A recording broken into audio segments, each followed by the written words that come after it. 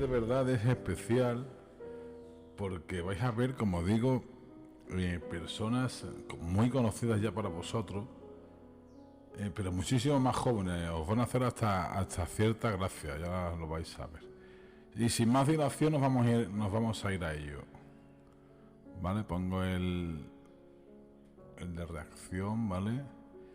Y aquí tengo que poner ahora,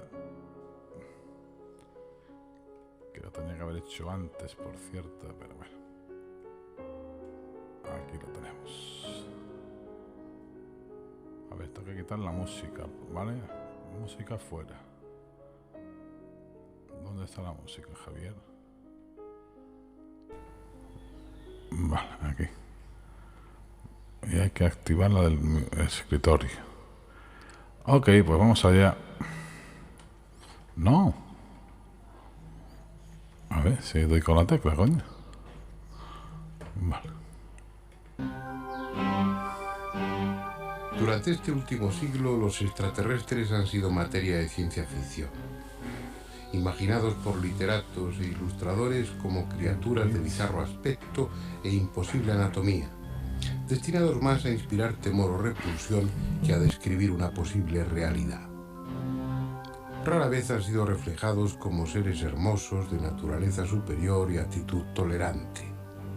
Dado nuestro innato antropocentrismo, no solo nos hemos considerado el ombligo de todo lo creado, sino también el sumum de la perfección. Consecuentemente, si había alguien por ahí fuera, debería ser mucho más feo que nosotros. Y si tenía la desfachatez de venir a este planeta, tendría que ser con intenciones hostiles, como implacables conquistadores. En realidad no hemos estado haciendo más que proyectar en esas criaturas imaginarias nuestros temores o nuestros secretos deseos. Y a la postre, más que ellos, son un retrato de nosotros mismos. Hoy día ya no hay sitio para los alienígenas de ciencia ficción. La posible visita de naves procedentes de otros lugares del universo se ha convertido en certeza, al menos para las innumerables personas que las han visto. Es más, dada la variedad de tipos fotografiados y filmados a lo largo de estas últimas décadas y lo diverso de las descripciones que hacen los testigos, da la impresión de que lo que para nosotros constituye una hazaña tecnológica debe ser algo bastante común más allá del sistema solar. Bueno, vimos una bola de fuego que atravesaba desde los 100 grados a los 280 grados, es decir, la pista completa del aeropuerto Mataveri de la isla de Pascua. Esto era aproximadamente las 10 de la noche, estaba oscureciéndose, vimos una luz grande acompañada por varias chicas. Empezamos con testimonios, pero ahora vamos al núcleo importante del programa de Jiménez de los. Y luego comenzaba una secuencia de carrusel de luces que tuvieron distintas frecuencias de avistamiento. Con los prismáticos en casa miramos la luz y en el centro tenía un punto brillante. Vamos hacia el sur, una luz incandescente que creció súbitamente y se hizo todo de día, con sombras y con todo, pero gigante, una duración de unos tal vez 15, 20 segundos.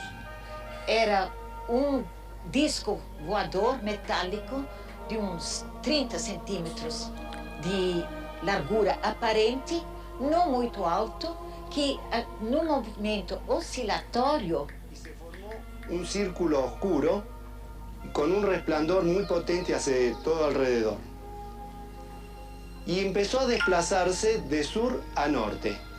Despacito, despacito, despacito se fue perdiendo en el horizonte y formándose como una neblina.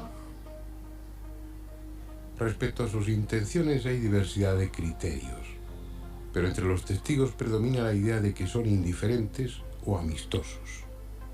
Incluso entre los pilotos, frecuentes protagonistas de encuentros con los ovnis. Y eso, pese a que estos, los ovnis, han sido objeto de numerosas agresiones por parte de nuestros aviones militares, que no se andan con contemplaciones al hallarse ante naves no identificadas que están violando el espacio aéreo del país correspondiente. Por ejemplo, hace algún tiempo recogíamos en este mismo programa el caso del comandante Juan Ignacio Lorenzo Torres, que mantuvo una especie de diálogo a través de las luces con un enorme y desconcertante ovni que le acompañó durante parte de su recorrido. Entonces a mí se me ocurrió un código muy sencillo, que es apagar las luces del taxiway de mi avión, que son unas luces muy potentes, y las apagaba una vez. Bueno, yo le hablé en inglés, le hablé en español a ese objeto, y ahí nadie me contestaba. Entonces cuando yo establecí este código, las apagaba, y en castellano, en español, le dije que esto era sí. Y las apagué y las encendí 2 veces, y le dije que era no. Entonces empecé a hacer una serie de interpelaciones, yo creo que más de 20. Le dije si nos estaban observando, que si eran de esta galaxia, si venían de Plato Amigos, si creían que estábamos incurriendo en algo que interferíamos en su manera de vivir, etcétera, etcétera. Hay otras que no las recuerdo. Y concretamente en algunas de las interpelaciones que yo hacía, se apagaba la nave y se encendía contestándome sí o no. O sea que yo creo que de alguna manera me comuniqué con ellos. Pese a ser extraordinario, no es un caso aislado. Otro piloto, también de amplia experiencia y reconocido prestigio, fue protagonista de un hecho parecido. Se trata del comandante brasileño Gerson Maciel de Brito. El 8 de febrero de 1982, el avión que pilotaba, un Boeing de la compañía WASP de Brasil, fue acompañado nada menos que durante 1 hora y media por un ovni. Tranquilos que ahora empieza lo bueno, ¿vale? Claros, contundentes. Tripulación y pasajeros lo observaron a placer. Otro avión en vuelo también lo vio, y el radar de tierra estuvo registrando su presencia y trayectoria en todo momento. Gerson, como el piloto español, intentó establecer contacto con aquella nave pidiéndolo mentalmente. Y por desconcertante que parezca, fue inmediatamente complacido. E num determinado momento, após já 1 hora e tanto, eu achei por bem tentar uma mentalização, um processo telepático, de já admitindo ser uma nave extraterrena, porque um objeto do nosso conhecimento não podia desenvolver aquela performance de deslocamento e mutações de cores, que eu nunca tinha visto isso. Foi então que eu, sem ter tido um preparo adequado, eu tentei focalizar o OVNI e emitir mentalmente uma mensagem de que eu já estava entendendo ser um engenho do nosso conhecimento.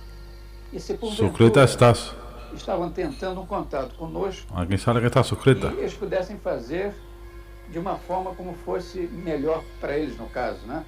Que eu os recebia fraternalmente, já entendendo ser uma civilização. Estoy también en TikTok, eu gostaria que nos mostrasse como poderia ser esse contato. Foi quando a ver si hoy podemos llegar a los 1000 seguidores en Twitch. Nos informou que estava detectando um ponto. Meta 1000 seguidores en Twitch. A posição 9 horas. Foi quando o OVNI aproximou-se, uma luz bem concentrada, azulada, inundou todo o interior do nosso avião, o nosso painel de voo, o nosso para-brisa, e daí então passou a nos acompanhar até o pouso no galeão.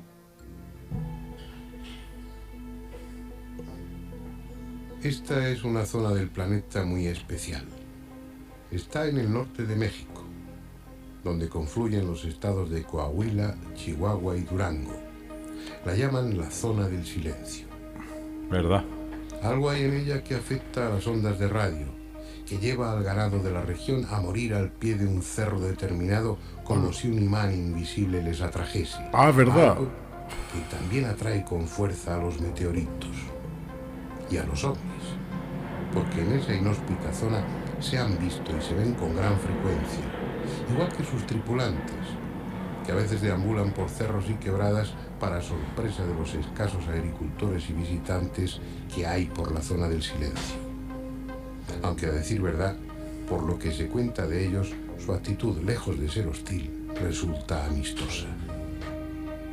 Ellos se pusieron detrás de la camioneta, la empujaron, pero como si fuese una caja de cartón. Entonces, ya cuando ellos avanzaron aproximadamente unos 50 metros, El señor Díaz bajó de la camioneta para agradecerle ese favor. Fijaos el detalle. Impermeable de color amarillo a claro. Fijaos el detalle que es el mismísimo Jiménez del Oso el que se traslada a México a entrevistar a un testigo. El mismísimo Jiménez del Oso.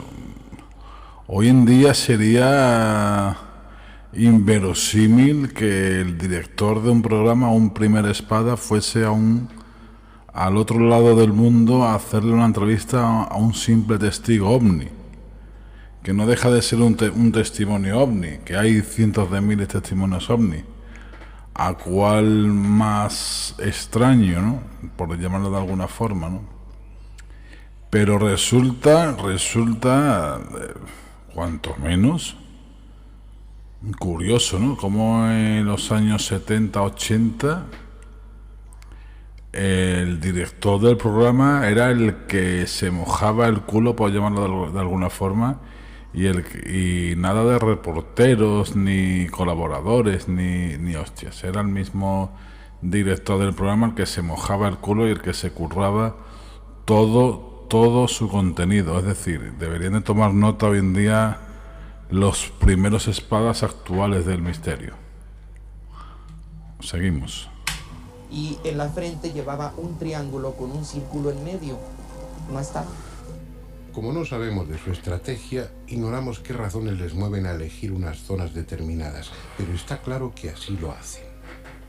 Otro de esos lugares es una sierra argentina, en la provincia de Córdoba, donde está el Cerro Uritorco, que ya era considerado como cerro sagrado antes de la conquista y que hoy sigue sustentando su fama por las numerosas luces que lo recorren. Allí es fácil encontrar testigos. Unos son habitantes de la región, otros han llegado a las inmediaciones del Uritorco llevados por una fuerza desconocida, una especie de impulso místico que desde fuera puede parecer absurdo. Eso es lo que le pasó a Graciela y a su grupo. Ella estuvo perdida durante 8 días, en pleno invierno, errando sin alimentos y vestida con una simple túnica por la sierra. Y hubiera muerto, de no ser porque, como ella cuenta, esos seres la ayudaron. Peinado hacia atrás, lacio, ojos como achinados, pero no chiquitos, sino grandes, ovalados, muy verdes, con una pupila como si fuera vertical alargada, una piel. Y ese es JJ Benítez, ¿no?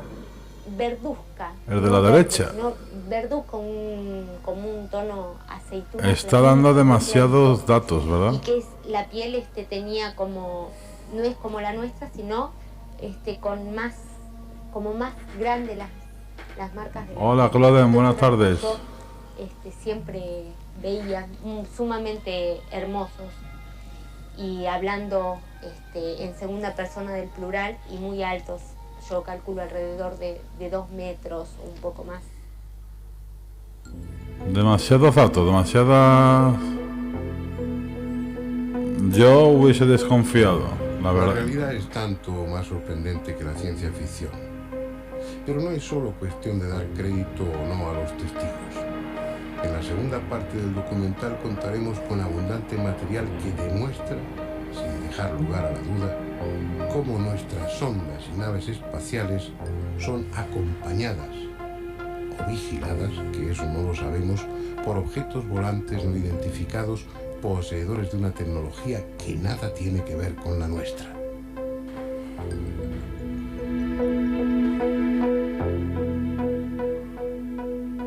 Y venga que empezamos con lo bueno, chavales.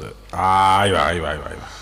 Vamos a presentarles a los invitados de esta noche, comenzando por mi derecha, Julio Marbizón, meteorólogo. Ojo con Julio Marbizón, ¿eh? Él es muy conocido por su investigación sobre la Sábana Santa, otro tema con el que está trabajando. Un grande, Julio Marbizón. Con Enrique Vila, es el de la... Enrique Vila, Corea, casi nada. A la muerte, experiencias de casi muerte, pero tiene una ya fallecido. Dilatada experiencia sobre el fenómeno OVNI. Cuando nos conocimos hace muchos años, de hecho, se cuenta de que se aparece Enrique Vila en en el Hospital Macarena. Hasta el fondo del fenómeno OVNI, siguiéndolo desde cerca, que es como hay que hacer, ¿no? Bueno, es que meteorología, yo soy meteorólogo, meteorología estaba militarizado entonces, pertenecía al Ejército del Aire, por eso tenía uniforme y estaba en la base de Morón. Militarizado tiene. No, era todo el cuerpo de meteorología.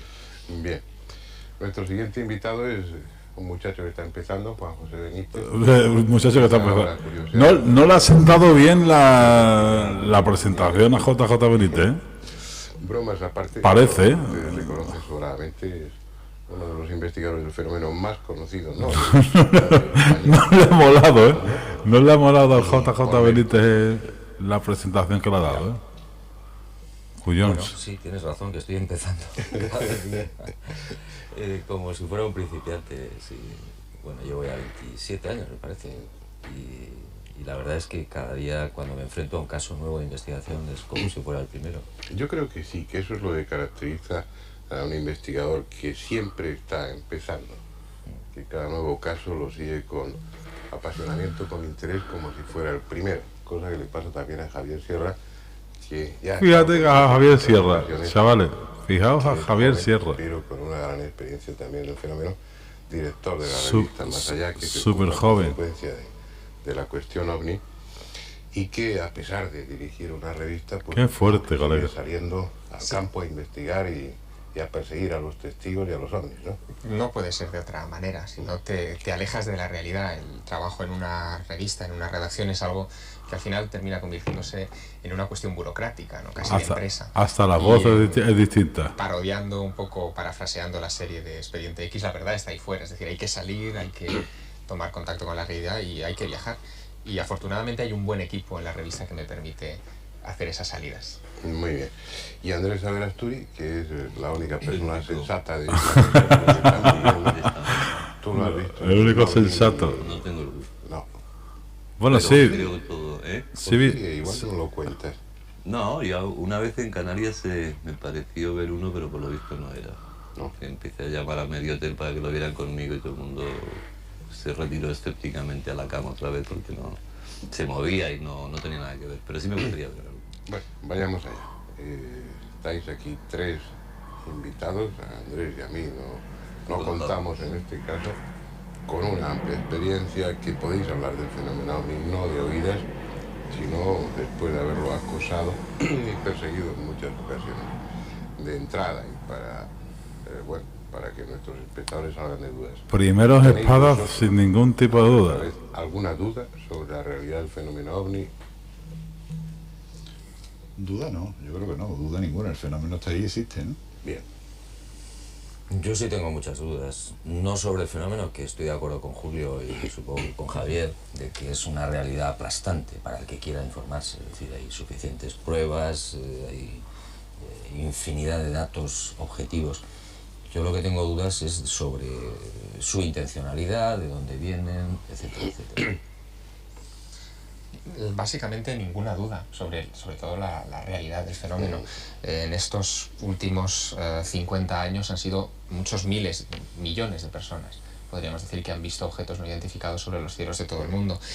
Y no solamente eso, es decir, el fenómeno OVNI, y esa es la magia que tiene este asunto, no se limita simplemente a objetos que se ven o que se detectan por el radar. Son objetos que dejan huellas físicas de que han pasado por nuestro mundo.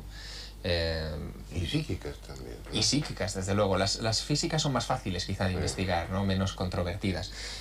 Yo acabo de regresar de Perú, donde he estado trabajando con un asunto fascinante. Ha habido una oleada de ovnis desde marzo aproximadamente hasta bien entrado el mes de abril.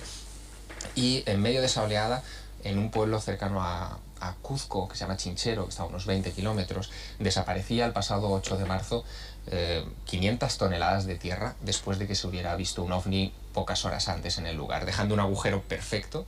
De hecho, se tomaron muestras, estamos ahora analizándolas. Y estaría haciendo una obra el ovni. Además, no es una prueba definitiva, pero sí una prueba circunstancial más de que esta gente, porque el fenómeno ovni es inteligente, hay gente detrás, bueno, pues está actuando sobre nosotros, ¿no? Hay gente detrás. Bien, Andrés, ¿tú tienes alguna duda o todas? No, yo todas. Yo con el pragmatismo atroz que me corroe, quiero decir que vale, que yo estoy convencido de que hay seres por ahí fuera, hay naves y todo eso, Pero ¿por qué se van a Chinchero? ¿Cómo es? ¿Chinchero? Chinchero. Y se llevan 500 toneladas de tierra pudiéndose llevar Torre Picasso en Madrid, por ejemplo, que es tan feo. Y sería mucho más espectacular decir que se lleven Torre Picasso y a la mañana siguiente, coño, pues nuestra Torre Picasso ha sido un hombre y se la ha llevado y todo el mundo creería. Pero claro, se va a la Chinchero a llevarse 500, que tú me lo cuentas y debe ser verdad, pero es decir, yo nunca estaré en Chinchero ni me interesa nada que se hayan llevado 500 kilos. Bueno, que están ahí las fotografías, están los análisis. ¿Sabes a lo que me geólogos, refiero? claro, a lo que tantas veces, y siempre me parece un hallazgo magnífico del, quizás el único, de Jiménez de Loso, lo de que se vayan a hacer puñetas cósmicas, ¿cómo era? Cósmicas puñetas. A mí no me interesa nada el fenómeno ovni, si todo lo que van a hacer es llevarse 500 esto, o dejar una marca en una esto, y no me van a decir hola, buenos días, soy yo, encantado de No, pero ese es el penúltimo capítulo de la historia del fenómeno. fenómeno. El penúltimo capítulo llevamos 500 años, y este es el penúltimo capítulo hasta luego. Más. Eso sería con tu lógica. Es que Claro, tu lógica no es la de ellos. Bueno, pues que sí, yo no... sí hay ellos, sí hay ellos. Pues si es que a mí ellos me traen... Vamos a dejar hasta esa primera duda. Sí, los hay. Lo que pasa es que yo creo que todos tenéis parte de razón. Todos. Es decir, no nos explicamos por qué no descienden de una vez, no oficialmente y ante las cámaras de televisión, nos dicen lo que nos tengan que decir, etc. Pero yo creo que el problema es muy sutil. Es decir, el mundo está en un momento X de su historia, mejor o peor, y entonces unas civilizaciones, es una opinión personal, ¿no?, que nos puedan llevar miles de años o millones de años, o ser básicamente diferentes a nosotros, nos harían un flaco servicio a nivel colectivo, aunque sean pacíficos, si descienden. Es decir, yo no me puedo imaginar al mundo enfrente de unas civilizaciones, como os digo, que nos puedan llevar 1 millón de años, diciéndonos, miren, ustedes están equivocados en casi todo y tienen que cambiar de la noche a la mañana. Eso sería un crimen para nosotros. Es decir, se iría a hacer cósmicas puñetas todo nuestro ritmo evolutivo a todos los niveles, desde la sanidad, la cultura, la medicina, la fabricación de armas, etc. Entonces yo creo que esta gente es más consciente de lo que es la libertad que nosotros mismos, y va a tardar probablemente mucho tiempo en que se produzca ese contacto oficial. Pero Juanjo, entonces, ¿por qué las bromas? Es decir, ¿por qué las bromas de llevarse 500 toneladas en chincheta ese, como se llame? La broma de aparecer con un pobre señor que iba de la carretera, no sé qué, en el kilómetro 87 y que aparece en Burgos, admitiendo que todo eso sea verdad. Si no quieren decirnos nada y no tienen nada que aportar porque nos harían la puñeta a nosotros, pues que no vengan. ¿Por qué van a venir? Pues para decirnos, para estarnos mosqueados y, bueno, gracias de eso vivimos, ¿no? Mira, yo creo que hay una razón también importante de fondo. No estamos preparados, esa es la otra historia. No, de una manera muy sutil están abriendo las mentes de mucha gente, y es muy importante que el mundo sepa que no está solo en el universo. Solo eso es una razón Tú mismo más. me acabas de decir, Juan, que llevan más de 500 años abriendo las mentes. Abriendo las mentes, observando, investigando y más cosas que no sabemos. ¿Por qué no me permitís un momento? ¿Me permitís? Sí. ¿Seguro? No sé. Todo lo que estoy diciendo me parece muy interesante y vamos a ir a ello después, pero nos habíamos quedado en el convencimiento. Otra cosa es la argumentación sobre sus intenciones, por qué tienen la conducta que tienen, por qué hacen lo que hacen, pero todo eso presupone que no hay ninguna duda sobre la existencia del fenómeno, que eso ya lo habéis dicho antes. Sí. Pero sí me gustaría, pues probablemente los espectadores se lo están preguntando, 3 personas de un sólido y merecido prestigio dentro de la investigación del fenómeno ovni, con mucha experiencia. ¿Cómo en un momento determinado, o por qué en un momento determinado adquirís el convencimiento, no la sospecha?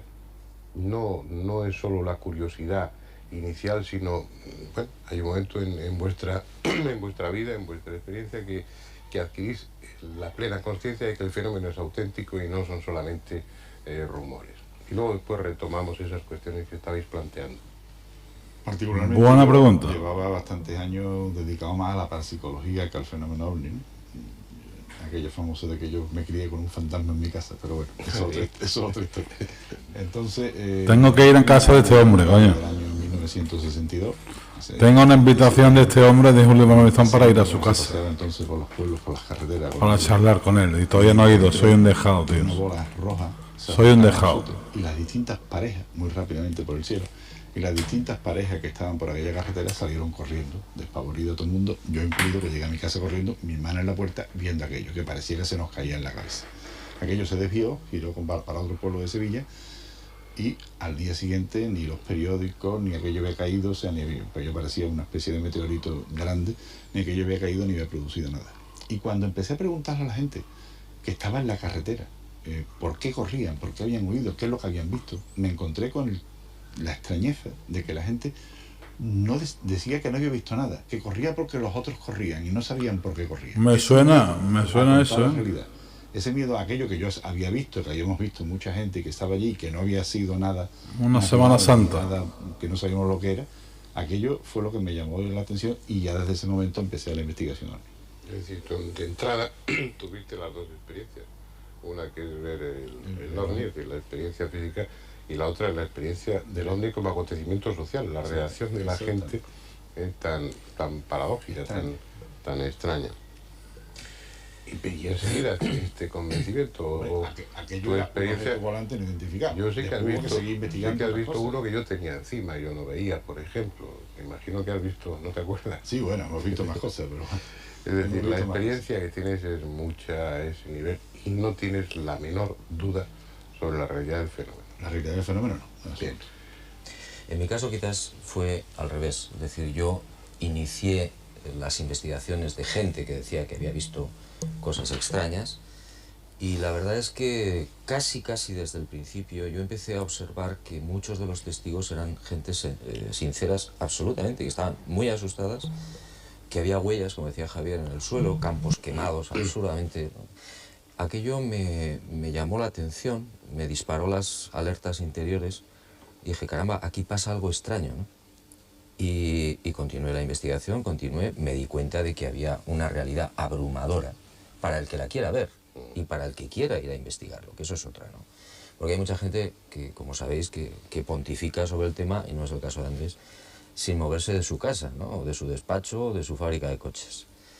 Entonces, a continuación, con el paso del tiempo, yo tuve la fortuna de verlos en 4 ocasiones relativamente cerca, con la capacidad suficiente para saber si eso era un avión, un helicóptero, otra historia normal. Y bueno, aunque yo no los hubiera visto, yo tengo la absoluta certeza de que los testimonios de millones de personas,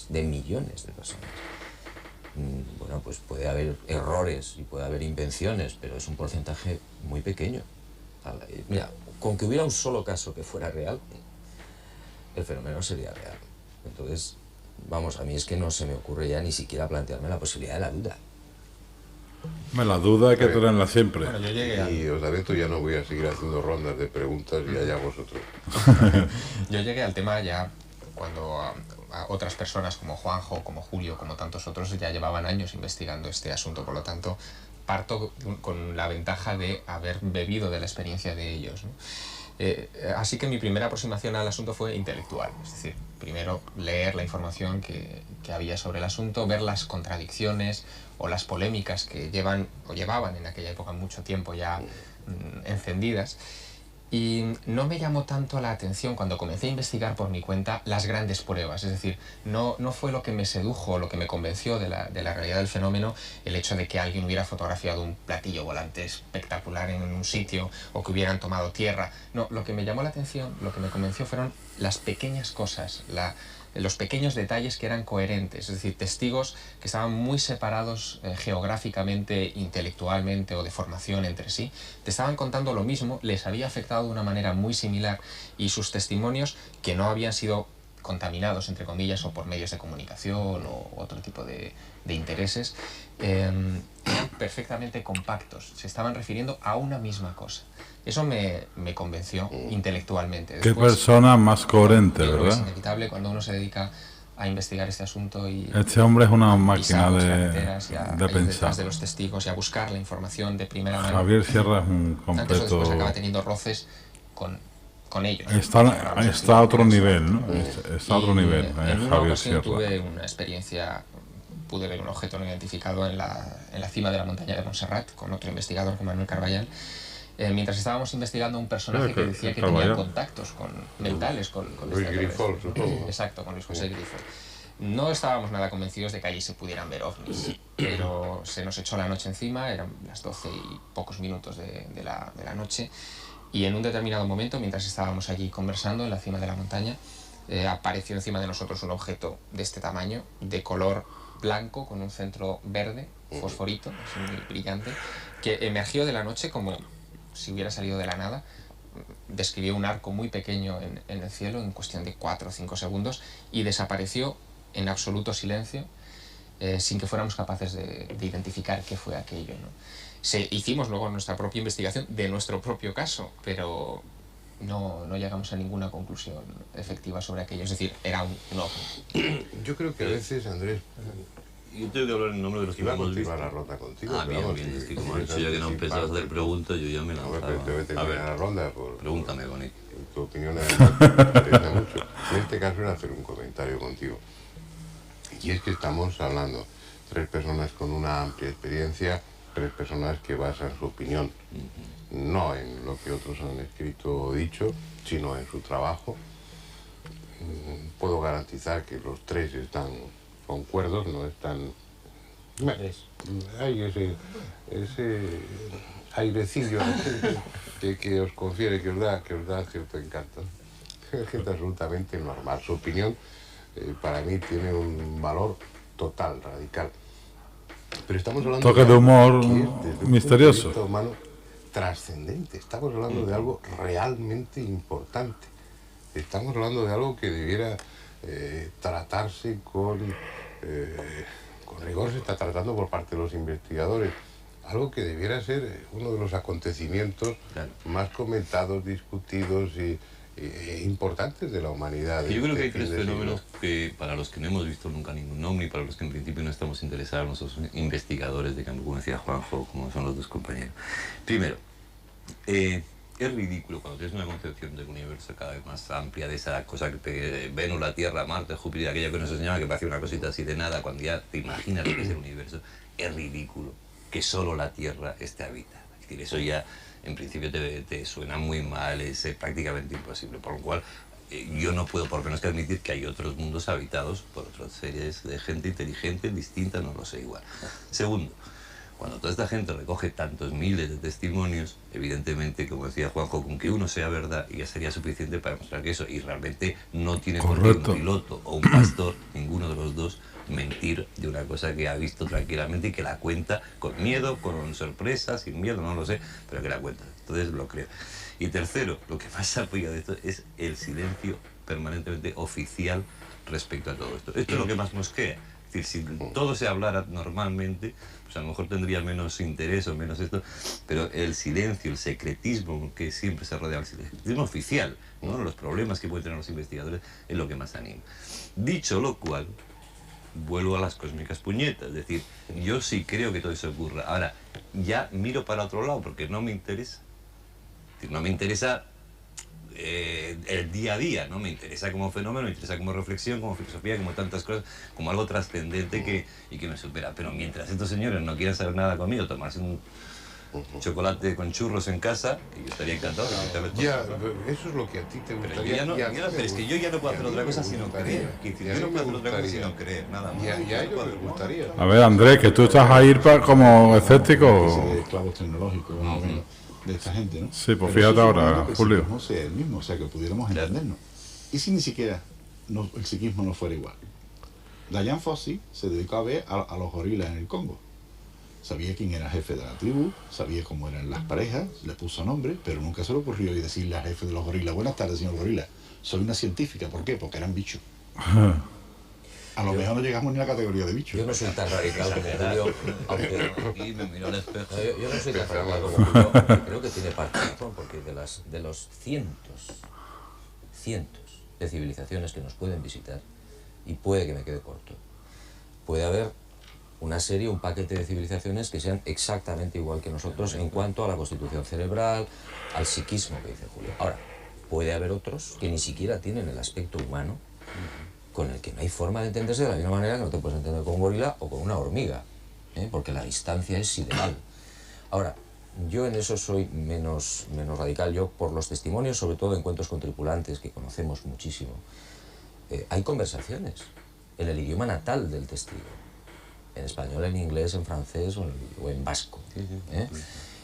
Hay una comunicación, hay una intencionalidad, hay una manipulación, creo yo también. Es decir, estos seres, en muchos momentos, a los supuestos contactados o testigos los manipulan. ¿Para qué? Pues no lo sabemos muy bien, pero pueden ser incluso sus propios experimentos con nosotros. Para estudiarlo. No queme cartucho, yo pienso que dediquemos otro programa a hablar de los contactados. Da mucho pánico. No me lo tropeéis ahora.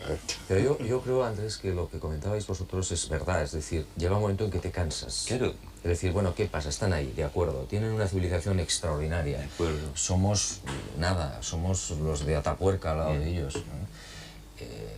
Pero yo creo que tiene que haber, no una, sino varias razones importantísimas por las que no se produce ese contacto oficial todavía. Entonces, ¿cuál es la actitud vuestra y nuestra? O sea, la de los investigadores supongo que seguir investigando, pero la actitud mía ya solamente puede ser decir, bueno, pues creo en vosotros, y me doy la vuelta y sigo escribiendo. ¿Qué puedo hacer? Quizás en una persona como tú, que eres un modelo medio de escepticismo. Por eso te quiero decir.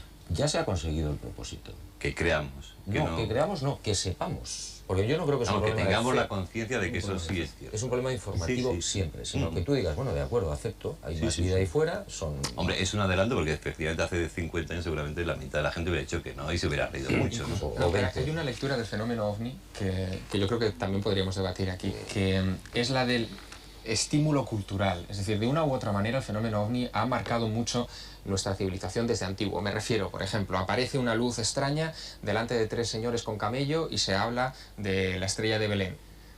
Pongámonos por caso. Más adelante, en 1896... Eso lo hablo yo mucho. En Estados Unidos, por ejemplo, hay una oleada tremenda de observaciones de objetos brillantes, con aspecto de dirigible, que son como predecesores, es uno de los enigmas de la historia de la aviación, son como predecesores de lo que después serían los dirigibles, ¿no? Todavía no se habían comenzado a fabricar en serie. Ahora, finales del siglo XX, aparecen estos aparatos que hacen maniobras en ángulo recto, desaparecen y aparecen, y se está desarrollando ya proyectos de investigación, incluso en el seno de la NASA, donde se están trabajando con lo que se llaman la energía magnetohidrodinámica, es decir, no están diseñando ya aparatos para el futuro, para el siglo que viene, de propulsión con motores de explosión o con un combustible que se queme, sino que se está hablando de utilizar la gravedad de un planeta para poderla optimizar y convertirla en combustible. Y todo eso lo hacen los ovnis desde siglos, antes de los grandes saltos de la humanidad. Es una cosa curiosísima cuando se observa, es como si fueran provocadores culturales, ¿no? Es un arma de dos filos. Sí lo es. Porque los ovnis quizás sea un problema subjetivo, ahora que estudiarlo después, pero siempre han ido delante de la tecnología nuestra, como si fueran por delante de la tecnología. Entonces, bueno, con los camellos de Belén mucho por delante. Mucho por delante, bien, pero a partir de 1800, como tú bien dices, empiezan por los dirigibles, aspectos de dirigibles, y van siendo una especie de adelantado de la tecnología nuestra. Puede ser que esa tecnología ya existiera y entonces se estuviera probando, entonces sería terrestre. Fíjate, Julio, que si aparece la bola roja esa que tú dices, obviamente, estabas paseando con tu novieta por la carretera, que era un sitio precioso de pasear, pero seguro que había chopos, ya no hay chopos. No, chopos no había naranjo.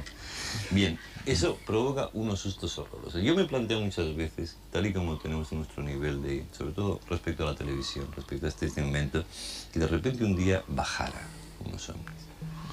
Bueno, y eso con una cierta preparación, con una cierta tranquilidad, y dijeran, bueno, somos unos habitantes de cualquier sitio, no sé qué, no sé cuándo, y voy a contar. Es decir, eso iba a concitar la CNN, no sé qué, como la muerte de la IDD, pero al otro lado. Todo el mundo estaría pendiente de eso 4 días. Yo os juro que al 5.º día, si estos señores se van y nos han visitado y tal, no pasaría nada. Seguiríamos con nuestras guerras tristísimas en la mitad del mundo, seguiríamos con nuestra historia, entonces tendríamos una conciencia. Es decir, ¿qué pasaría? ¿Cuál sería el trauma? Yo creo que es mucho más trauma el ver la bola de fuego por una carretera y todos corriendo, que no el que bajen en un aeropuerto en un momento determinado y digan, buenos días, somos nosotros, nos volvemos a ir. Es que y hemos tenido mucho gusto en conocerles. Andrés, quizás estás simplificando. Soy muy antropocéntrico yo, si se produjera ese contacto tal y como tú lo dibujas, seguramente no sería solamente eso, sino que si se produjese ese contacto sería más largo, más extenso y más profundo. Es decir, ahí se plantearía ya la posibilidad de que la humanidad se englobase dentro de ese club, por llamarlo de alguna manera, que hay ahí fuera. Y ese es el problema. Es decir, ¿por qué? Porque tendrías que plantear, oiga, ¿Dios existe para ustedes? Sí, pero no tiene nada que ver con las multinacionales religiosas. El petróleo No, el petróleo nosotros lo hemos desechado hace mucho tiempo. Tenemos una energía más barata y más limpia. Por ejemplo, ¿qué hacemos con las cadenas de producción petrolífera? ¿Qué hacemos? Ustedes no tienen ejércitos. A resolverlo, sí. No, nosotros se lo plantearíamos. En el momento que se sienten, se le pregunta. Claro, y fíjate, Andrés, que eso provocaría una división entre nosotros mismos. ¿Por qué? ¿Habría gente interesada en seguir fabricando armas? Por supuesto. Y otros que no. Bueno, tú estás pensando que el mundo otro es ideal, donde no hay armas, no hay guerras, bueno, no sé si es ideal, avanzado. pero habrá avances y adelantos que no tienen nada que ver con lo que nosotros estamos aquí sufriendo y padeciendo. Entonces, al final, habría un desgarro interior dentro de la humanidad y a los extraterrestres los agarraríamos, unos tirarían de un lado y los otros tirarían del otro. Eso no es es un tan final de sencillo. ciencia ficción para una ciencia ficción que yo te he planteado. Yo te puedo poner otro final de esa ciencia ficción donde preguntas se le harían, pero respuestas se pueden no dar. Bien. Quiere decir, las cosas pueden hacerse de formas intermedias. Volveríamos a lo mismo, entonces, ¿para qué se siente? De todas maneras, yo tengo la sensación de que la opinión pública, lo que comentabas antes de la gente, cómo aceptaría una noticia de ese estilo, yo creo que la opinión pública está bastante preparada. Quizá quienes no están tan bien preparados, son los gobiernos y la ciencia, es decir, y los mercados, el establishment, los mercados serían los que más tendrían. Pero por una razón, fíjate, la ciencia hasta hace muy pocos años ni siquiera contemplaba la posibilidad de que hubiera planetas alrededor de otras estrellas. Una cosa que tomaban con muchísima prudencia, ya se admite. Ahora ya no solamente se buscan sistemas solares en otros lugares, sino que ya se están buscando planetas tipo Tierra alrededor de otros soles. Exoplanetas. Para ir... Tiene que ser tipo Tierra. Claro, porque somos ahí no hay oxígeno bueno, que si necesitan oxígeno para vivir no pero podrán esos son vivir, los pasos que lleva la ciencia. La opinión pública no, eso sí que sigue una tontería de siempre, ¿no? Mira, los investigadores tenemos una información amplísima y cualquiera que se quiera sumar a la bibliografía que hay de los tipos de seres que se han visto. Claro. Es decir, hay seres que llevan unos cascos y unas escafandras que evidentemente tienen problemas respiratorios aquí. Hay planetas donde la gravedad es distinta y la altura de los seres es distinta. Y parecen niños de 1 metro, 1,20 m, y otros que tienen 3 metros de altura, etcétera, etcétera. Entonces, lo que pasa es que nosotros estamos todavía en un estado muy primitivo en cuanto a las concepciones de vida exterior. La ciencia no admite todavía. Fernando antes decía una cosa muy interesante, decía, va a llegar el momento... Siempre digo cosas interesantes. Sí, va a llegar el momento en el que los investigadores que estamos luchando ahora vamos a tener que dejar, afortunadamente, el relevo a la comunidad científica. No hay más solución. Llegará este siglo XXI o el XXII o cuando sea, pero no hay más solución. Y con lo que tú sabes y con lo que has investigado todos, ¿no está la comunidad o una parte de la comunidad científica investigando todo esto sin que se sepan los resultados? Vamos a dejar esa pregunta ahí de Andrés en el aire. Volvemos después con ella. Lo dejarlo mejor. Hace 30 años ya. Fue el 16 de julio de 1969. Ese día, desde la base de Cabo Kennedy, despegó un cohete Saturno con destino a la Luna. Transportaba 2 módulos. Atención que esto es interesantísimo, ¿eh? Que quedaría orbitando. Atención a este momento que es muy, muy interesante. Y otro, el Águila, que alunizaría con 2 astronautas a bordo. Este momento es muy, muy interesante.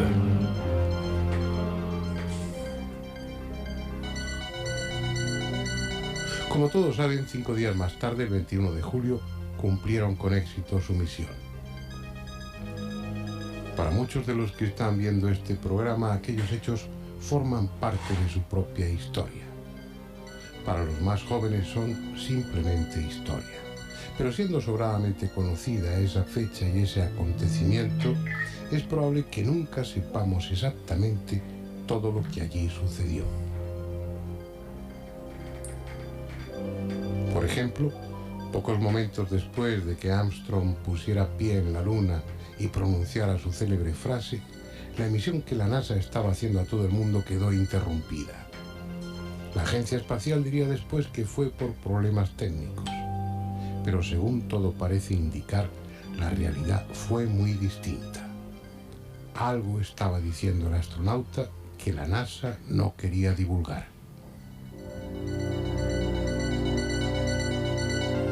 Atentos a esto, atentos a esto, a este momento, por favor. Sin embargo, algunas radioestaciones privadas captaron íntegramente la conversación.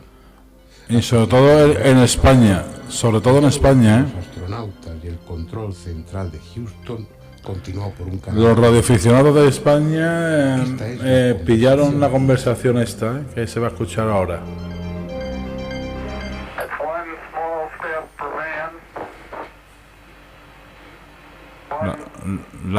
La famosa frase de Neil Armstrong.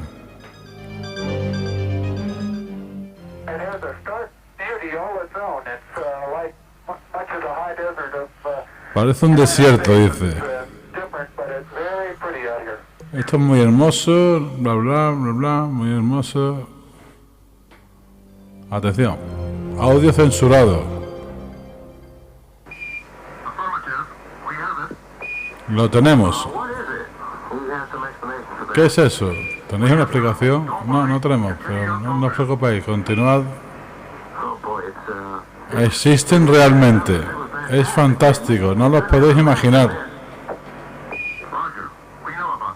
Ya lo sabemos. Vete hacia otra parte. Es grandioso, Dios mío. Dice Houston, usa Tango. ¿Utango es otro canal?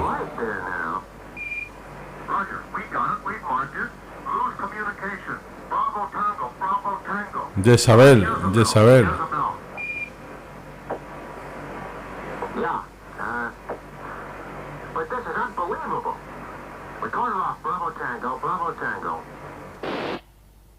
Y ahí se acabó. A partir de ese momento, el diálogo entre el astronauta y Houston pasó a otro canal. La posible presencia en la Luna de vehículos o instalaciones no terrestres resulta inquietante, pero en contra de lo que cree la opinión pública, no constituiría una excesiva sorpresa. La NASA ya tenía entonces, y ha seguido teniendo después, constancia clara de que naves de origen desconocido acompañan durante parte de su recorrido a nuestros vehículos espaciales.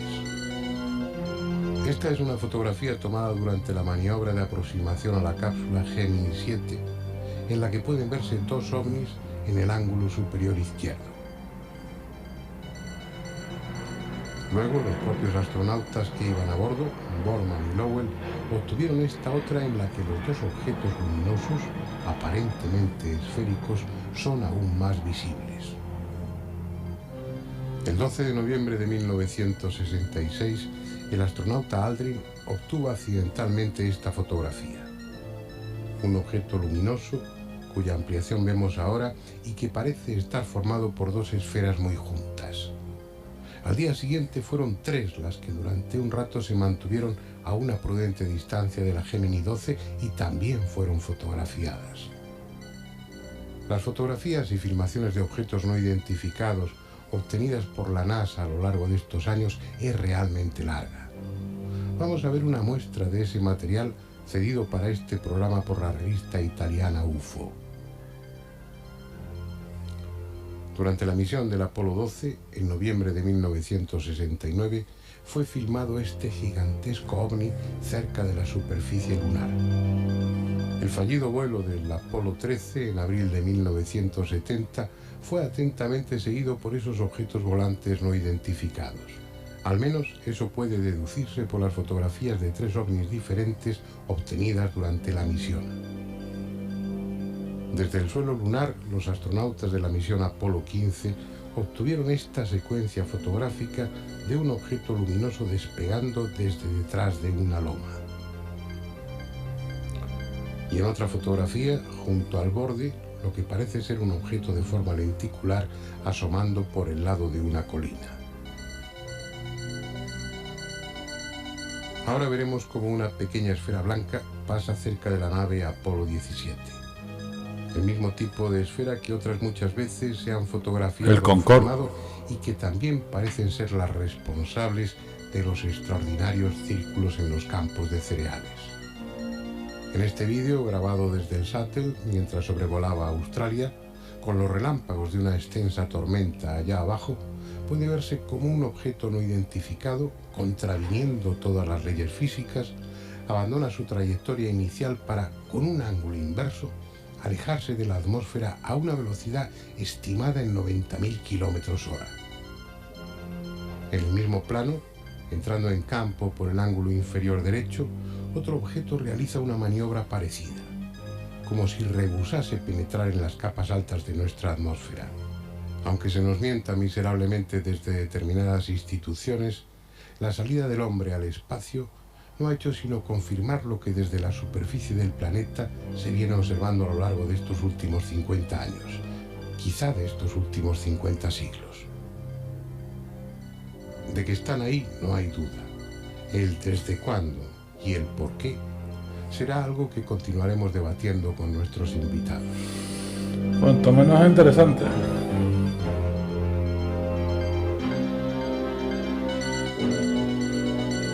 Es un vídeo de YouTube de Jiménez del Oso. Lo estoy transmitiendo en Twitch.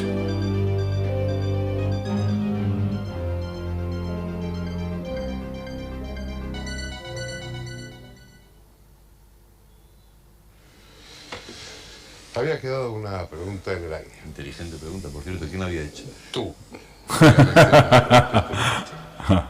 ¿No estarán la comunidad científica investigando ya sin decirnos ni pío de todo esto? Hombre, es su obligación. La ciencia o ciertos grupos de científicos, porque hablar de ciencia es demasiado abstracto, sí que se han preocupado de este asunto. Algunos más públicamente, otros menos. Por ejemplo, en la Universidad de Stanford, en Estados Unidos, existe un pequeño colectivo que se dedica precisamente a investigar este tipo de asuntos.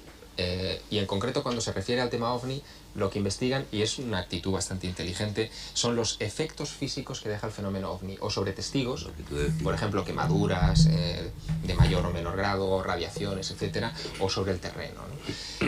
Aunque siempre ha habido un colectivo que ha recibido el nombre genérico de Colegio Invisible, de científicos de muy diversos Colegio Invisible, que han colaborado con investigadores como nosotros ocasionalmente para analizar las cosas. ¿Os suena Colegio Invisible ahora? El hecho de que un científico vaya sobre el terreno a recoger pruebas todavía es más difícil de ver que un OVNI, ¿no? El Colegio Invisible, ¿ya sabéis de dónde viene lo de Colegio Invisible? Sí, aunque normalmente tipo vergonzante, como dije antes, porque pero algunos lo habéis aprendido hoy algo más. ¿De dónde viene el Colegio Invisible? De uno de estos aterrizajes y hay tierra quemada, hay árboles con frutos secos extraños y entonces pues... Hola Heimdall, ¿qué pasa? De Madrid, como de Sevilla, como de Cádiz, como de Murcia, por ejemplo, pues tanto los departamentos de biología vegetal, etcétera, etcétera, pues se brindan encantados. Para ellos es una cosa hace 20 años sorprendente. eso era inaudito, ¿no? Era difícil. Era difícil. Eso sí que también lo hemos Para ti, crack. Sí, bueno, hay nuevas generaciones también. Y poquito a poco yo creo que, vamos, yo de acuerdo con Fernando, que el relevo es de ellos. Es decir, nosotros estamos como en el oeste pegando tiros, pero luego va a llegar al ferrocarril. Yo lo que observaba en esta primera parte es que hay dos planteamientos y Andrés lo expresaba muy bien desde su... Aquí tema, pero vamos. Con él. Uno es el popular o el afectivo, que es un deseo, bueno, de que se manifiesten, no para obtener un beneficio de ellos, no para acosarles a preguntas, sino en respuesta de un sentimiento común, yo diría que extensible a casi todos los humanos, de conocer, de entrar en contacto, incluso físico, de dar un abrazo, la mano o intercambiar un saludo con parientes nuestros procedentes de vaya usted a saber dónde. Y la actitud de ellos, de alguna forma o en alguna medida la interpretamos como un desprecio, como considerarnos en poco, desde un punto de vista afectivo. Luego el otro planteamiento es el social, es el científico, el que afecta a la humanidad como especie y a su evolución y demás, que bueno, ahí puede haber muchas razones, pero lo que muchos reclamaríamos o estaríamos necesitando es simplemente ese intercambio afectivo sin más. Lo que está claro es que ellos tienen su nivel de evolución y tienen su tecnología, y lo que está claro es que nosotros tenemos la nuestra y que somos responsables de nuestros errores y que no pretendemos madurar a costa de empujones que nos den los demás, pero somos lo que somos para bien y para mal, y no es cuestión de compararnos ni con ventajas ni con consecuencias negativas para nosotros. No es que nos vengan a enseñar, no es que nos cuenten historias, es simplemente pasa contigo, tío, y ha tomado una copa. Es un planteamiento he expresado un poco popularmente, pero que yo creo que es lo que muchos sentimos. Lo otro lo entendemos, pero nos sentimos defraudados de que no se produzca esa manifestación, ese encuentro afectivo. Quizá ahí esté la propia clave del problema, ¿no? En el sentido de que ese pasa contigo, vámonos a tomar una copa, sería una actitud muy humana, y a lo que nos estamos enfrentando probablemente es un problema extrahumano. Ya, pero es que están aquí, que esta es nuestra casa, caramba. Sí, de hecho, una de las ramas de la investigación quizás más moderna es la posibilidad de que estén entre nosotros. Claro, esa es otra. Con un camuflaje, entre comillas, de un cuerpo físico. Vamos, yo creo que... Siempre lo he sospechado.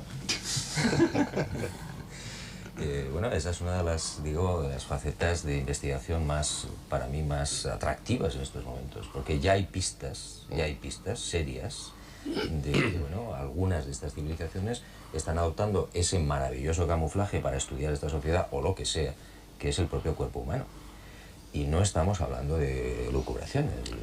Que está bien que nos estudien, pero si yo voy a un colega mío a que me haga una ecografía, por supuesto que lo que valoro es que lo haga técnicamente bien, que su diagnóstico sea correcto, pero lo que le pido es calor humano también, es que me coloque la mano en la espalda y que... Pero Fernando, aquí... si te llevan 1.000.000 de años, por ponerte una cifra, que pueden ser más, es lo que decía Julio, es decir, puede haber un problema de comunicación simplemente tan grande que es que tú, como si tú dices, bueno, es que yo esta tarde me voy a salir al campo y voy a agarrar un hormiguero y me voy a ir de copas con el hormiguero.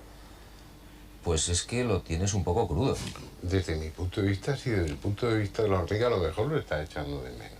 Sí. A lo mejor me ve pasar por ahí arriba y ni se fija, pasa de... Fernando, eso es de formación profesional. Tú ves lo que tienes con los extraterrestres es de formación profesional. Yo hablo de cuestiones afectivas. Y que estáis aquí hablando de las crónicas puñetas y a lo mejor los espectadores no saben a qué nos referimos. Tú decías algo que efectivamente que es cierto, es decir, el planteamiento, si la estructura humana, bueno, podría desbaratarse si estos tíos aparecieran y nos dijeran cómo es su mundo y todo el follón de nuestro petróleo, de todo nuestro sistema. Pero hombre, sin aparecer de una forma tan clara, sin aparecer... Hombre, un par de pistitas, si nos llevan 1.000.000 de años, deciros, mira, lo del SIDA se cura así y lo del cáncer así. Que no nos digan cómo se sustituye el petróleo, que no nos digan, pero que nos den un par de pistas de cosas yo creo que lo están haciendo duras para gente inocente. Los grandes saltos de la humanidad, como decía Javier, habría que estudiar cómo y por qué se han producido los grandes saltos cualitativos de la humanidad. Juanjo, ahí vamos a empezar la... Es más, yo estoy de acuerdo con Javier que no solamente ha sido la estrella de Belén o lo que sea, sino que todo el concierto de religiones, hasta el movimiento de las fronteras geográficas, y no sé si movimientos políticos, y hasta guerras, no voy a decir que estén detrás, pero que están muy al tanto, probablemente. Tuteladas. Sí, controladas, provocadas, dirigidas, lo que quieras. Ya que nos tutelen las guerras, chicos. Que nos tutelen las paces. Bueno, no sé si las guerras las tutelan, pero los cambios, en las grandes catástrofes, los cambios. En las grandes catástrofes, antes de las grandes catástrofes, están allí encima, mirando. Pero tú comprendes que para un tipo como yo es muy difícil creer que estos señores están viéndonos, si son moderadamente... No, pero es que no es una cuestión de creer, es que te puedes ir a las hemerotecas.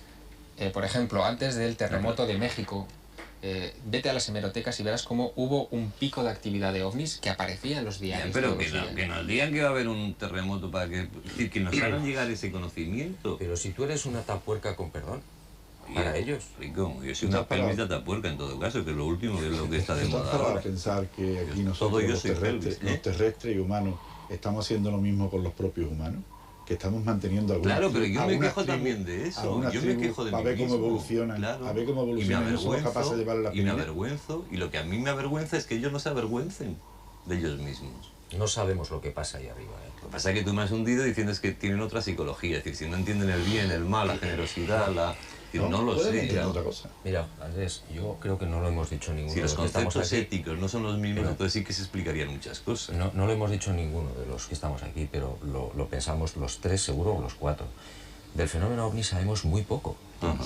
Es decir, sabemos algo, pero es un fenómeno tan inmenso y tan difícil y tan viejo que se nos escapa de las manos. Es decir, estamos tocando algunos flequitos abrimos una pequeña puerta, pero no tenemos ni idea. Así de claro. Por una parte, pero por la otra sabemos mucho, porque sabemos, o tú o vosotros, cuando escribís, cuando decís, bueno, esta gente puede ser que esté detrás de ciertos conflictos, puede ser que esté detrás de ciertos cambios grandes. Busca Javier Lobato RG. Hay dos cosas. Una es la recogida de información, que nosotros estamos permanentemente recogiendo información, y otra cosa es la interpretación de la información de la que disponemos. Eso son lucubraciones nuestras. Claro.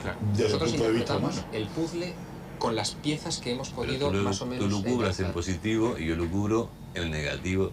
Pero es que, quiero decirte, una cosa, claro, pero no hay posibilidad de lucubrar en negativo a la hora de negar las evidencias. No, si yo no niego las evidencias, yo estoy hablando una vez que admito eso, que existen toda esta gente, que hay gente buena, gente mala, gente regular. Lo único que me descontrola es lo que ha dicho Juanjo, es decir, el problema ético, si quieres, de cómo son estos, qué valores tienen, si coinciden o no con los nuestros. O sea, si yo soy un ser superior, si yo fuera Dios y viera lo que ocurre en África, a mí se me iban las manos para parar el hambre, para parar las enfermedades, para parar... No podría hacer otra cosa. ¿Y si está prohibido? Pues eso ya sí que es lucubrar en plan... Es lo que decía Julio, es decir, si tú vas a una tribu... Yo entiendo eso, eso me revela, ¿entiendes? Y tú tienes el impulso natural. Yo no les voy a dar microondas, pero voy a intentar darles penicilina. Pero ojo, a lo mejor el que le des penicilina los vas a hundir en la miseria, a corto o medio plazo. Sí, porque incluso su organismo está preparado para otra cosa. No les des pescado, enséñale a pescar. Te cargas a todos los aztecas con la viruela. Pero la viruela la llevo puesta. Es decir, cuando... Bueno, claro. Mira, una de las cosas que se planteaban, que es un tema bonito, en las misiones espaciales, tanto a la Luna como a Marte, era la posibilidad de que las naves, cuando llegaran a las nuestras, me refiero, ¿no? Cuando llegaran a estos lugares, no estuvieran lo suficientemente esterilizadas y que transportaran microorganismos que desembarcaran en ese planeta y pudieran crear una auténtica catástrofe. Y se creó una auténtica obsesión a nivel científico para tratar de impedir esto. A lo mejor con el asunto de OVNI hay unas medidas profilácticas. Es maravilloso que se cree todo eso para ir a Marte y que nadie piense lo que ocurre en África. Me parece pintoresco por parte de los gobiernos capaces de preocuparse por semejantes cosas, ¿no? Pero ese es otro problema, Andrés. Yo creo que la humanidad, yo lo he repetido muchas veces, la humanidad es un bebé. Es decir, desde el punto de vista incluso cronológico, tenemos 10.000 años de escritura como mucho, 8.000, 5.000 años. Al lado de los 4.500 millones de años que tiene el propio planeta, somos un bebé que está gateando apenas. Entonces, dale tiempo. Tú no puedes coger ahora a un bebé y enseñarle la declaración de la renta. Por ponerte Ni a un adulto tampoco. No se te ocurre. Pues a lo mejor... Hombre, observador, bienvenido a la familia. 5.000 años. Gracias por el follow, tío. Para que la Tierra pueda entender cosas todavía. A mí me preocupa lo que te he dicho antes, el tema de la ética. ¿Creéis que tienen los mismos valores, por llamarlo de alguna forma, que nosotros? Yo creo que puede haber... ¿Tenéis alguna base en que...? Puede haber una serie de valores fundamentales que yo creo que son generales en el cosmos. Es decir, o sea, lo que sería el derecho natural sería ser... Sí, es decir, la belleza, la bondad, la ternura, el amor y la justicia, con muchas comillas, puede que sean valores universales. De la misma manera que es el frío y el calor, y la humedad y la noche y el sol. Es decir, eso es invariable en el cosmos, supongo. Ahora, cómo llevas eso a la práctica es donde yo tengo, creo, dudas. Es decir, la justicia nosotros la interpretamos de una manera y la llevamos a cabo. ¿Cómo la lleva un señor que nos lleva 5 millones de años? Y que además no tiene la constitución atómica que tiene el doctor Jiménez del Oso. Eran otros tiempos, Heimdall. Eso que gana. Y yo pienso que sí, que aparte de que sí, eso que gana, muchas gracias, luego tomamos un café. No, hombre, lo digo porque estás un poco enfermo. No. Básicamente lo que tú estás diciendo, esa serie de valores o de principios extensibles a todo el universo. Y probablemente también está en lo biológico. Vaya por Dios. Ese gallo, es decir, doctor. Somos como somos, no de una forma gratuita, una forma casual. Casi con toda seguridad, de haber organismos vivos e inteligentes, están basados en la química del carbono. Lo que estamos viendo es que el material de construcción del universo es el mismo en todo el universo. El silicio. Con muchas dificultades. Para crear estructuras, complejas hace falta... Fernando. Pues vamos a dejarlo para luego. En el planeta tenemos un ejemplo de transporte del oxígeno, no precisamente como lo hace un ser humano normal. En este caso lo hace a través no del oxígeno, sino del cobre, que son las sepias. Sí. Entonces tienes un ejemplo muy concreto de que la vida dentro de nuestro propio hábitat puede cambiar sustancialmente. Entonces, ¿por qué no va a haber señores que tienen otra constitución atómica y basada en otros principios fundamentales de la vida? Puede ser, yo no lo creo probable de acuerdo a lo que sé de biología. Y no solamente la experiencia mía o mis conocimientos, de sino biología humana. lo que uno no, de biología a nivel general. La variedad, la complejidad de las estructuras orgánicas requiere un elemento con una capacidad de combinación, con una versatilidad que la tiene el carbono, pero que no la tiene el silicio. Pero mira, yo estoy de acuerdo con Andrés. La capacidad de variación de no la vamos vida no vamos a otros discutir mundos por eso, Juanjo. puede estar sujeta Que a... Que nos vamos a dar de hostia, venga. Hablamos de vida compleja, de vida estructurada. El soporte biológico para alguien pensante, para alguien inteligente, es mucho más complicado que el de una ameba o que el de una sepia. Y no digo que no sea complejo el de una sepia, pero aun suponiendo que no fuera así, aun suponiendo que la estructura química pues fuera diferente y que partiéramos pues de otro elemento de construcción distinto, lo que sí parece claro es que la diversidad es necesaria. Es decir, que para llegar a un ente con un sistema nervioso central suficientemente desarrollado como el nuestro, no se puede hacer con pegamento y con un solo tipo de molécula. Hace falta una riquísima y una tremenda variedad que permita, no solamente, la inteligencia no vale solamente como una forma de actividad psíquica, va unida indefectiblemente a lo afectivo, a no ser que construyamos un ordenador. Pero bueno, y tú, de los ejemplos Es decir, que la tenemos, evolución requiere de la angustia, porque si no, o sales ya perfecto o no evoluciona. tiene que ver eso con que nosotros conocemos casos, por ejemplo, de seres voladores. Que me refiero que tienen que tener o de seres sentimientos como acuáticos. nosotros. Sí, ¿y por qué no va a tener un ser acuático inteligente sentimientos? O un ser volador que nosotros no lo concebimos como ser inteligente volador y sin embargo puede tener los mismos sentimientos que nosotros o más. Sí.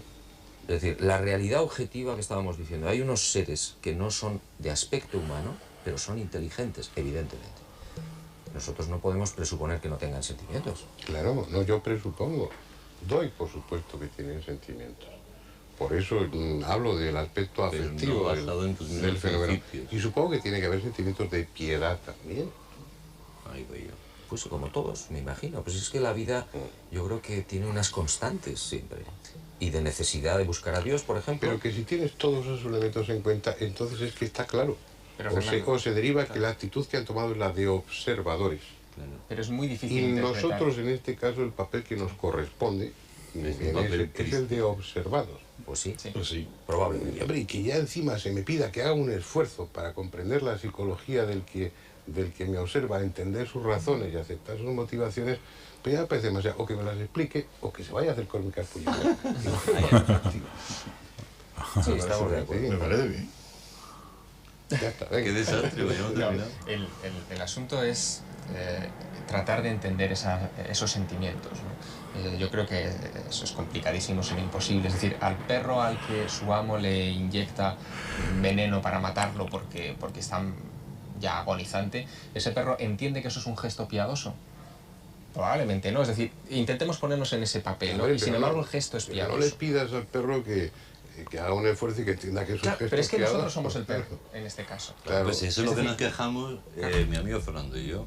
De que ya la vocación del perro, chico, ya has ladrado bastante durante no sé cuánto tiempo, porque encima huyes, ¿no? Dejemos la cuestión, porque estamos en el terreno de la Ellos pura mismos. especulación y sobre todo de los sentimientos. Y cuando se expresan sentimientos, pues uno llega indefectiblemente, si no a las manos, pues a posturas radicales.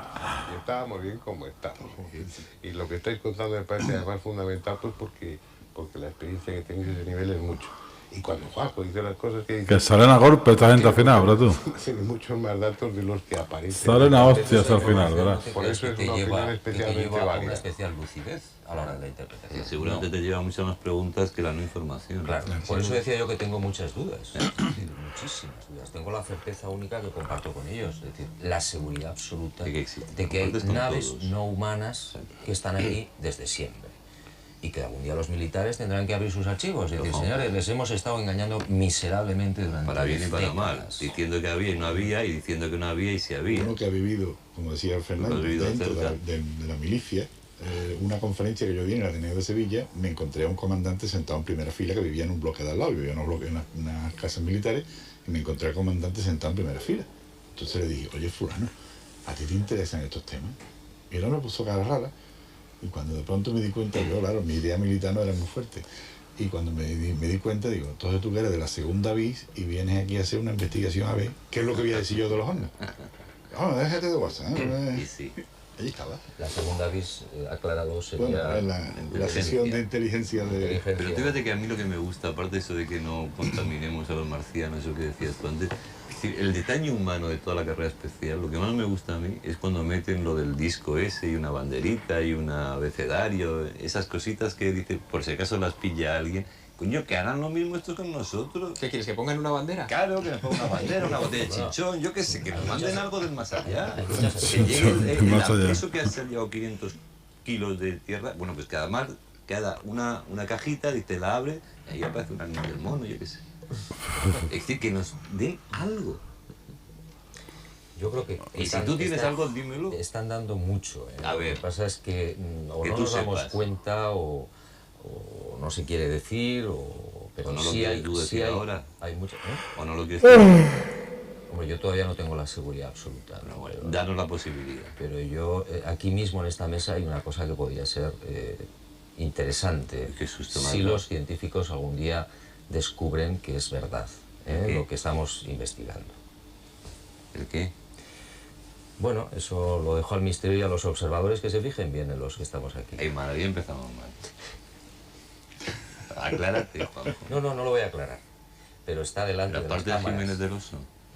Aparte de Jiménez del Oso, que es lo único más interesante que tenemos aquí para los científicos. No, ahora hablando en serio. No, venga, pero ¿qué puede haber? Es una posible, subrayo, posible, no sé si decir muestra de algo que podría tener un interés especial, que podría proceder de alguna de estas civilizaciones. ¿Algo que hay aquí? Exactamente. Está delante de las cámaras en estos momentos. Y Julio lo sabe, pero Julio no va a decir nada. No, por supuesto. ¿Cómo? Es lo que se llama pausa valorativa, por no llamarlo... El agua. No es broma, ¿eh? No es el broma. agua. No es broma. Agua. No, es algo que llevamos uno de los que estamos aquí delante. Lo llevamos puesto. Pero dilo ya, No, tío, no lo voy a no fastidies. No lo voy a decir. Hasta que no tengamos las pruebas definitivas. Fernando. ¿A qué se refiere? A mí es que me lo dieron y es secreto. Yo no quiero. A mí se van a quedar conmigo estos dos ni hablar. Qué gracioso. Pero es curioso que estemos hablando del fenómeno en estos. Qué bueno. Siempre estamos haciendo y que haya millones de personas. Qué bueno, tío. Que bueno que El humor de antaño.